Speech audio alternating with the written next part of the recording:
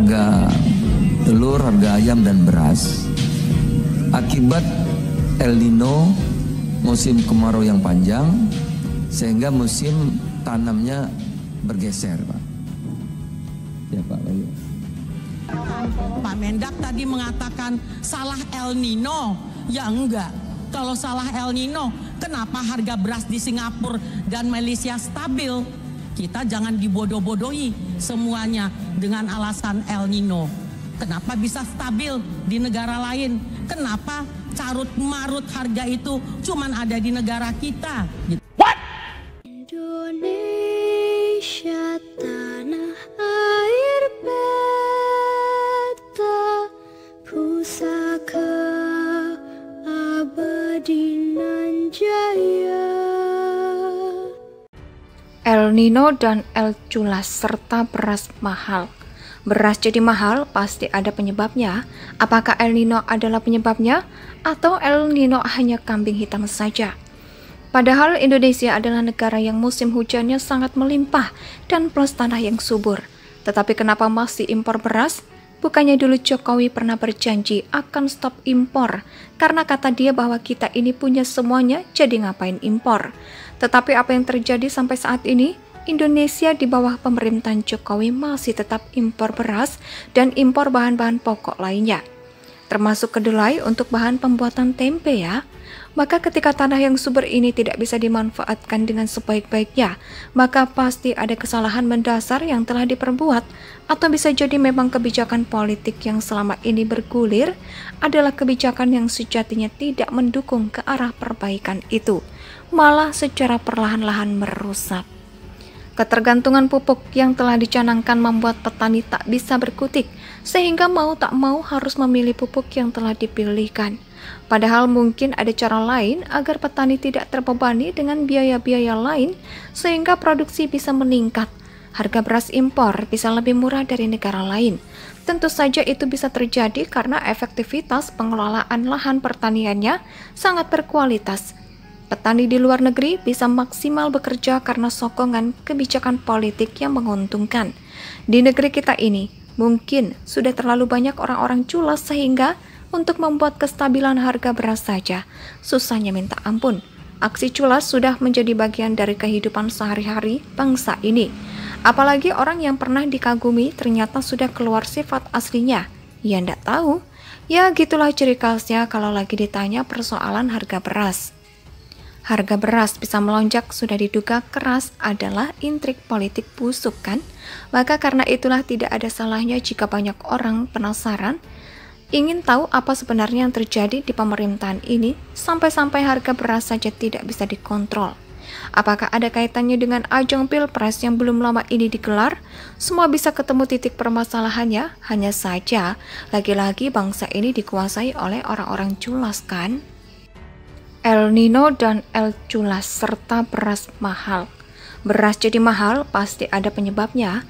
Apakah El Nino adalah penyebabnya atau El Nino hanya kambing hitam saja? Padahal Indonesia adalah negara yang musim hujannya sangat melimpah dan plus tanah yang subur. Tetapi kenapa masih impor beras? Bukannya dulu Jokowi pernah berjanji akan stop impor karena kata dia bahwa kita ini punya semuanya, jadi ngapain impor? Tetapi apa yang terjadi sampai saat ini? Indonesia di bawah pemerintahan Jokowi masih tetap impor beras dan impor bahan-bahan pokok lainnya, termasuk kedelai untuk bahan pembuatan tempe ya. Maka ketika tanah yang subur ini tidak bisa dimanfaatkan dengan sebaik-baiknya, maka pasti ada kesalahan mendasar yang telah diperbuat, atau bisa jadi memang kebijakan politik yang selama ini bergulir adalah kebijakan yang sejatinya tidak mendukung ke arah perbaikan itu, malah secara perlahan-lahan merusak. Ketergantungan pupuk yang telah dicanangkan membuat petani tak bisa berkutik, sehingga mau tak mau harus memilih pupuk yang telah dipilihkan. Padahal mungkin ada cara lain agar petani tidak terbebani dengan biaya-biaya lain, sehingga produksi bisa meningkat.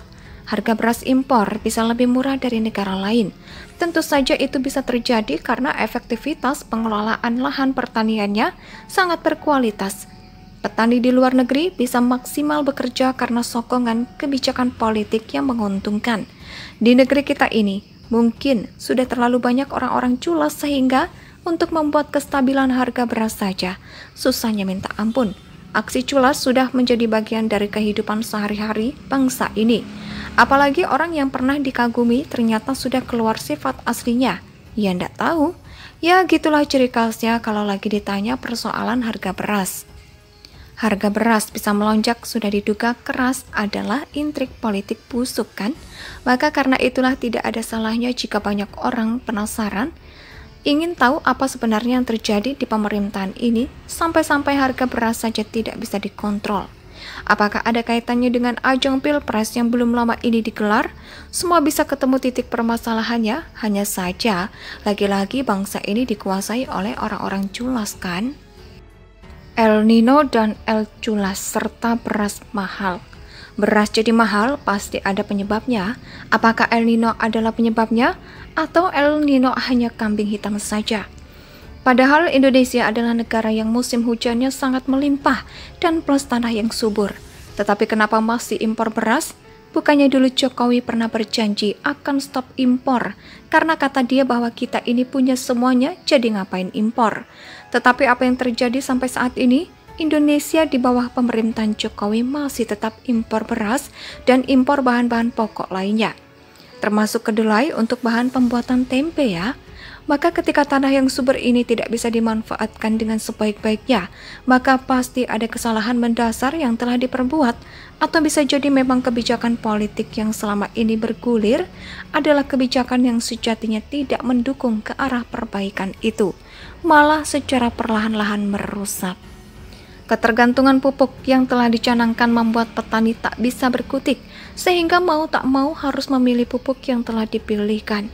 Padahal mungkin ada cara lain agar petani tidak terbebani dengan biaya-biaya lain sehingga produksi bisa meningkat.